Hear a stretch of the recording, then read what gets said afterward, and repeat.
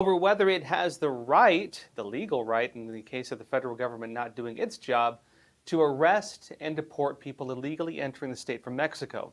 But the government in Mexico is now warning that even if Texas gets court approval from the Supreme Court of the United States to deport people, that Texas will face legal challenges from the Mexican government. Now, briefly, remember the Supreme Court ruled that Texas could enforce its border laws, but then the Biden administration immediately appealed that, and the authority in Texas was frozen right after. But, on what's happening right now in Mexico, basically this is it. The government of Mexico, this is their direct statement on it. They say, on behalf of the government of Mexico, the Ministry of Foreign Affairs condemns the entry into force of Texas Law SB 4, which seeks to stop the flow of migrants by criminalizing them and encouraging the separation of families, discrimination, and racial profiling that violate the human rights of the migrant community. It says, as stated since the law was debated in Texas legislature last year, Mexico categorically rejects any measure that allows state or local authorities to exercise immigration control and to arrest and return nationals or foreigners to Mexican territory. Mexico also questions legal provisions that affect the human rights of the more than 10 million people of Mexican origin who live in Texas and give rise to hostile environments in which the migrant community is exposed to hate speech, discrimination, and racial profiling. It says that Mexico reiterates its legitimate right to protect the rights of its nationals in the United States and to determine its own policies regarding entry into its territory. What about the U.S. having policies of entry into its territory, right? But regardless, Mexico says Mexico will not accept under any circumstances repatriations by the state of Texas. As part of its actions to protect the interests of Mexico and its nationals in the U.S., the government of Mexico will file a friend of the court brief with the U.S. Court of Appeals for the Fifth Circuit in New Orleans, Louisiana, to provide information on the impact that this law will have on the Mexican and/or Mexican-American community and its effect on the relations between Mexico and the United States. Now look, of course, Mexico does support mass illegal immigration. Why is that? Well, maybe it's because Mexico makes massive profits from remittances when it sends people to work here illegally and then they send money home. And also from money pouring into the Mexican economy from human trafficking and drug trafficking, one of the largest markets in the world, which Mexico is benefiting heavily from.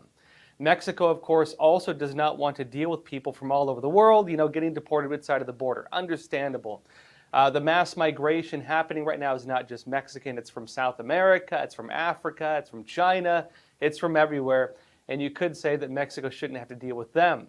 But if the United States is not allowed to enforce its own border, then how does this work? The people trying to enter the United States illegally, again, they're not just from Mexico, but this is essentially Mexico right now telling the United States that we can't enforce our own laws.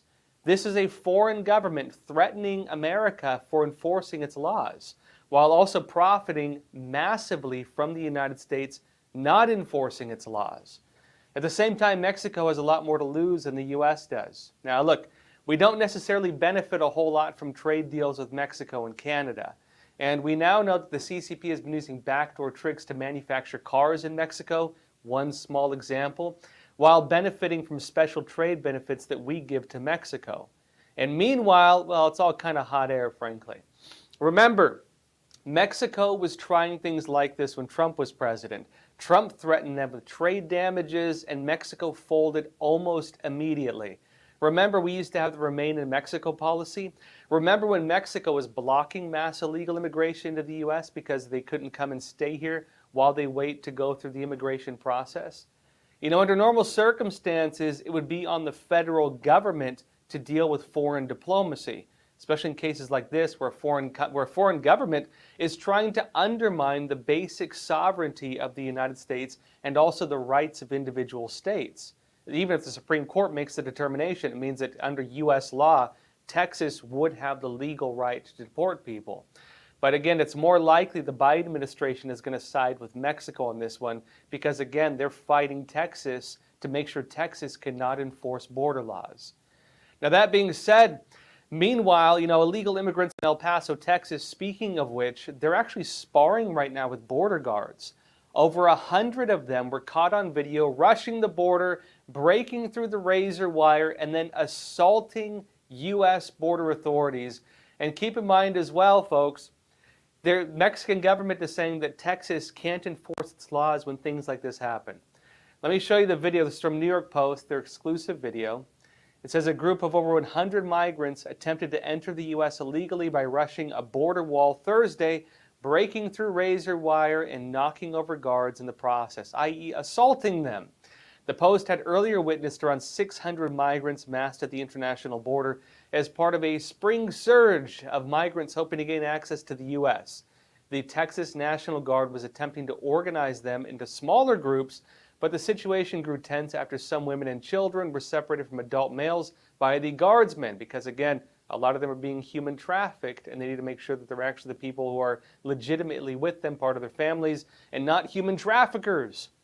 Video, it says, taken by the Post showed one set of migrants, mostly single men, then rushing the Texas troops. A group of men with hoodies, gloves, and winter jackets could be seen pulling fencing away and dashing through the concertina wire as a group of 5 guards stood in a defensive formation to fill the gap. And look, as all this happens, states are doubling down, notably on enforcing their own border laws. Iowa, for example, is now joining Texas in this pushback against illegal immigration. Because again, folks, if the federal government is not enforcing border laws, not securing the United States, the authority for that typically would go to the states. And we're seeing now that Biden is trying to stop the states from being able to have that authority. We'll see where this goes. I'll be talking more about all this after a quick word from our sponsor, though. So stay tuned. We'll be back in a minute. Experts agree. One of the best ways to protect against financial uncertainty is to diversify your portfolio. Learn how physical gold and silver can secure your retirement funds from today's economic challenges. With a gold IRA from American Hartford Gold, you can safeguard your wealth with no penalties or taxes when you transfer your current qualifying retirement accounts. Call now and our precious metals specialists will send you a free information kit, no cost or obligation. American Hartford Gold, a trusted industry leader with an A+ from the Better Business Bureau, has a 5-star rating from thousands of happy clients. Whether you are getting physical precious metals in a gold IRA or delivered to your doorstep, we offer only the highest quality gold and silver. For your peace of mind, we also offer a no-fee buyback commitment, a low-price guarantee, along with free shipping and free insurance. So don't wait. Call the number on your screen today and secure your financial future.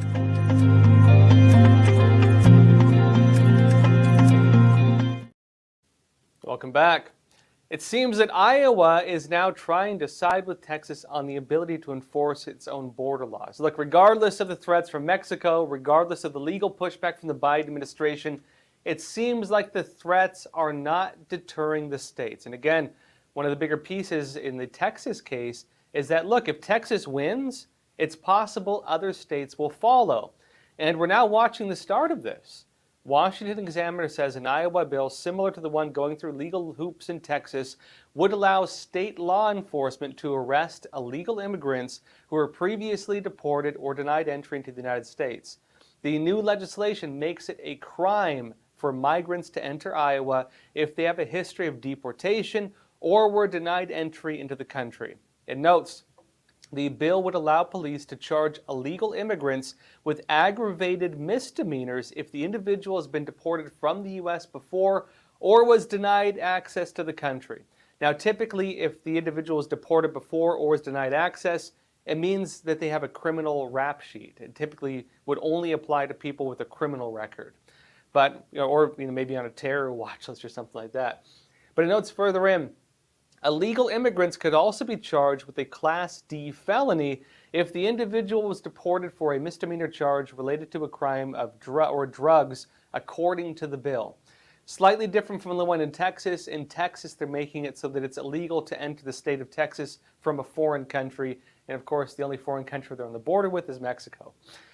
Now, look, regardless of how things are shaping up in the courts, the back and forth may actually benefit Republicans really a lot more than Democrats for the 2024 elections.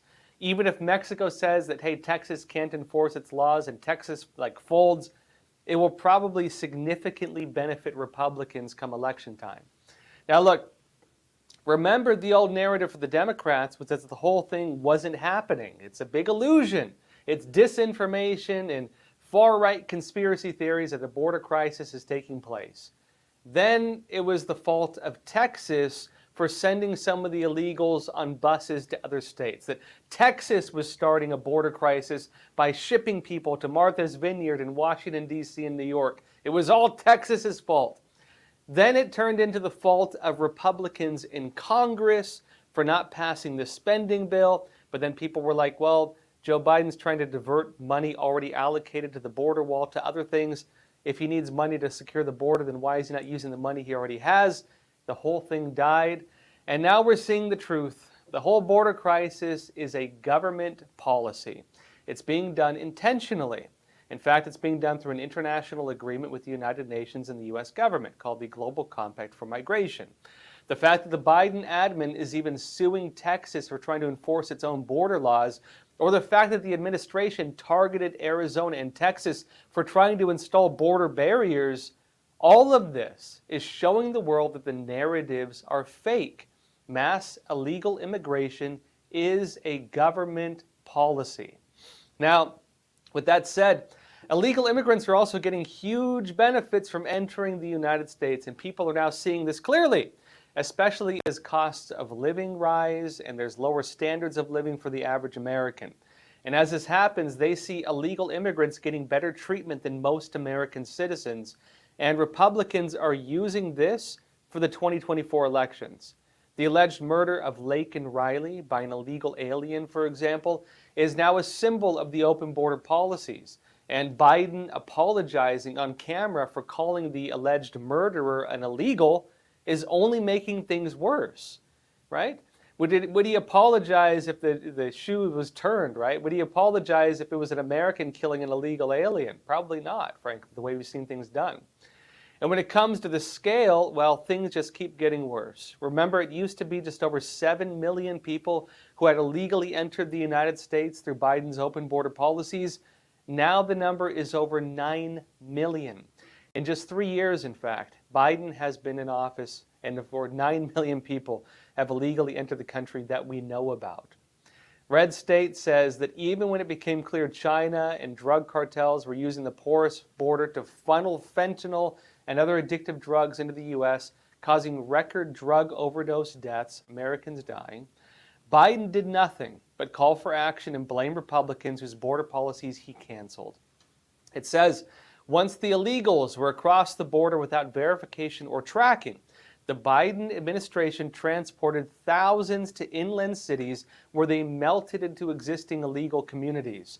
By early 2024, the federal government estimated more than 9.2 million illegal aliens had crossed into the U.S. just since Biden took office. That's more than the combined populations of Chicago, Houston, Phoenix, Philadelphia, and San Antonio.